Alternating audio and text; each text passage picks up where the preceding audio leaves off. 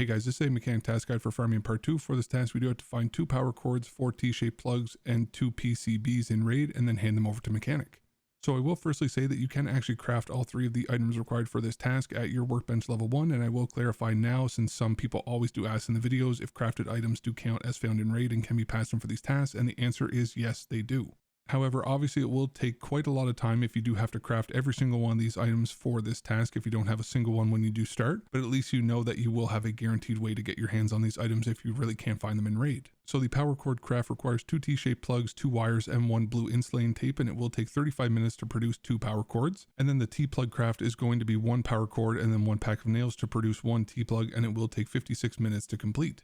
And then for the PCBs, there is actually 2 different crafts that you can choose from at workbench level 1, both of which will produce you 2 PCBs when they are done. The first one is a flat screwdriver and a DVD drive and will take 33 minutes. And then the second option is a regular screwdriver and a gas analyzer, which will take you 48 minutes. And I did just do up a few images in Photoshop just to easily show the loot containers that each one of these items can actually spawn in, just so you guys can use these as a quick reference if you are just searching for one item in particular. And that way you can just focus on those specific loot containers. But in my opinion, the loot containers that will give you the best option for PCBs will be the PC blocks, and then for T-shaped plugs, I do have the best luck in drawers, and then the power cords do have a good spawn chance in both PC blocks and drawers both. So while you are searching for either one of the other items, then you do have the chance to also find your power cords. And in my opinion, the best overall option for you guys to quickly find all 3 of these items in the shortest amount of time, aside from crafting them, is to go to Interchange either as your PMC or scav runs, and then you could absolutely get this task done in one raid. Because the power cords and PCBs are both very common inside of PC blocks, which Interchange does have more than 40 PC blocks to loot across the entire map. And on top of that, you also do have dedicated tech stores where you can actually find all 3 of these items scattered as loose loot on the shelves, tables, and desks.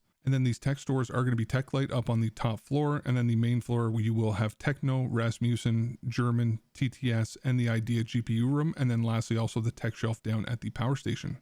So with knowing this, you could obviously start doing a route just to hit these stores in a way that is comfortable or convenient for your guys' playstyle, or whatever spawn that you end up getting on either your PMC or your scav. Or even if you guys are not really pressed just to get this out of the way as soon as possible, then just knowing the possibility of the potential spawns in these stores for you to check out as you do work on other tasks, that will also help you guys to passively work away at this task at the same time. Or if you do already have your PC block items and then you want to focus on the items that predominantly spawn in cabinets, then reserve or streets would be a better option, since there are going to be 40 plus cabinets available on each one of those maps for you to check.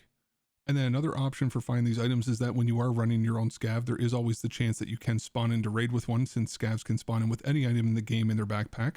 So even though it is completely RNG, that is still a possibility. And then lastly, if you are lucky enough to loot an airdrop crate without getting head eyes by somebody camping it from a bush 100 meters away, then the common supply drop and regular supply drop crates both do have the option to drop barter items, so your items could actually be in there. But hopefully you guys found this guide useful and it does help you to complete this task. Thank you guys for choosing to watch my video on this, and hopefully I'll see you guys in the next one.